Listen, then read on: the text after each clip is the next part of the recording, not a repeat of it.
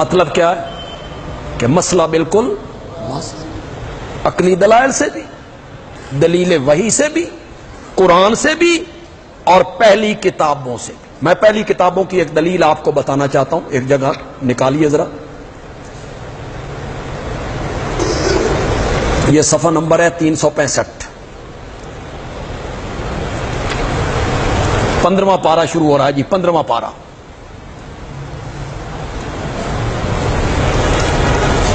پندرہویں پارے کی ابتدا ہو رہی ہے۔ ہمارے پاس جو قرآن پاک ہے اس کا صفحہ نمبر ہے 365۔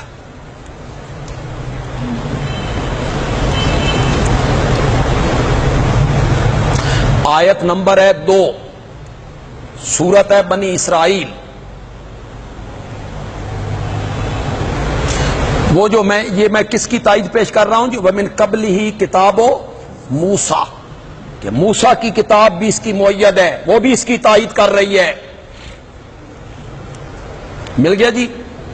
وَلَقَدْ وَآتَيْنَا مُوسَى الْكِتَابَ، اور ہم نے عطا کی تھی حضرت موسیٰ کو کتاب۔ کون سی کتاب؟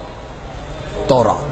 وَجَعَلْنَاهُ هُدًى لِّبَنِي إِسْرَائِيلَ، اور ہم نے اس کتاب کو بنایا تھا نری ہدایت، لے بنی اسرائیل، بنی اسرائیل کے لیے۔ مولا وہ کتاب کیا منوانا چاہتی تھی؟ وہ تورات جو حضرت موسیٰ کو ملی وہ کیا مسئلہ بیان کرتی تھی؟ فرمایا اللہ تتخذوا من دونہ وکیلا، وہ کتاب کہتی تھی اللہ کے سوا کسی کو کارساز نہ بناؤ، تمہارا کارساز اور مددگار اور معبود صرف اور صرف کون ہے؟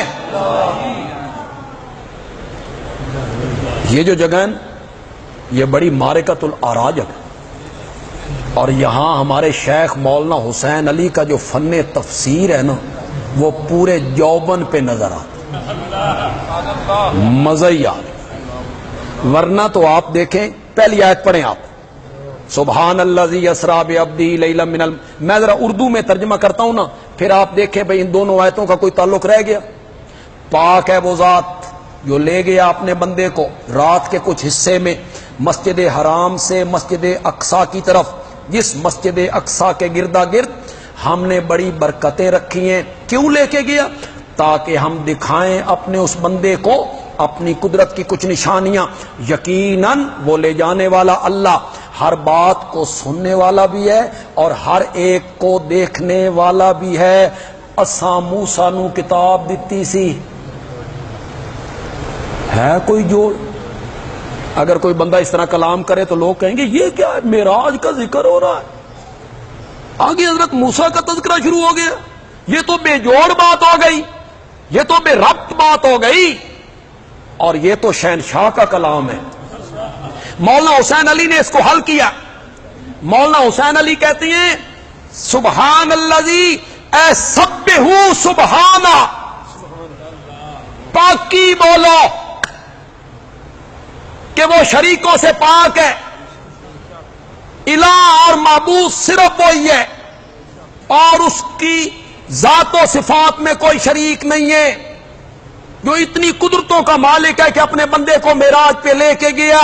انہ هو السمیع البصیر، اس پر عقلی دلیل ہے، میری ذات شریکوں سے پاک ہے، اس کی دلیل یہ ہے کہ ہر ایک کی پکار کو سننے والا میں ہوں، ہر ایک کی حالت کو دیکھنے والا میں ہوں۔ وَآتَيْنَا مُوسَى الْكِتَابَ، اور یہ جو مسئلہ ہے کہ اللہ کو شریکوں سے پاک سمجھو، یہ صرف قرآن نے بیان نہیں کیا، جو کتاب موسیٰ پہ اتری تھی اس میں بھی بیان ہے۔ مولانا حسین علی اللہ تیری قبر کو منور فرمائے۔ مزہ ہی آ گیا جو آپ نے ربط لگایا، یہ صرف قرآن نے بیان نہیں کیا بلکہ حضرت موسیٰ علیہ السلام پہ جو کتاب اتری تھی تورات، اس میں بھی یہی مسئلہ بیان ہوا تھا، اللہ تتخذوا من دونی وکیلا، کہ میرے سوا کسی کو کارساز نہ بنا۔